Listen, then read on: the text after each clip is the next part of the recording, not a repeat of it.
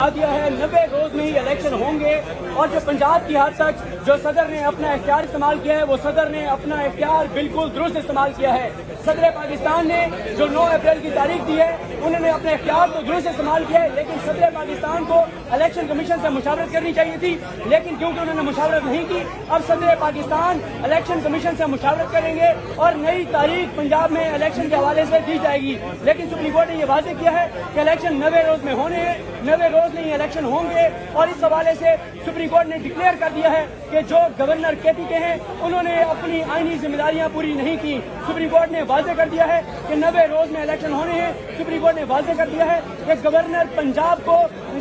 Governor Punjab نے کیونکہ تحلیل نہیں کی اسمبلی، انہوں نے دستخط نہیں کیے اور 48 گھنٹے کا ٹائم پورا ہونے پر اسمبلی تحلیل ہوئی ہے، تو اب یہ اختیار الیکشن ایکٹ میں صدر پاکستان کے پاس ہے کہ پنجاب کی الیکشن کی تاریخ صدر پاکستان دیں گے۔ صدر پاکستان کو الیکشن کی نئی تاریخ دینی ہوگی۔ صدر پاکستان کا جو کے پی کے الیکشن کی تاریخ دینے کا اقدام تھا وہ سپریم کورٹ کو نے کہا ہے کہ وہ درست نہیں تھا۔ صدر جو ہے وہ کے پی کے انتخابات کی تاریخ جو ہے وہ نہیں دے سکتے تھے، کیونکہ کے پی کے میں گورنر نے دستخط کیے ہیں اسمبلی پر، تو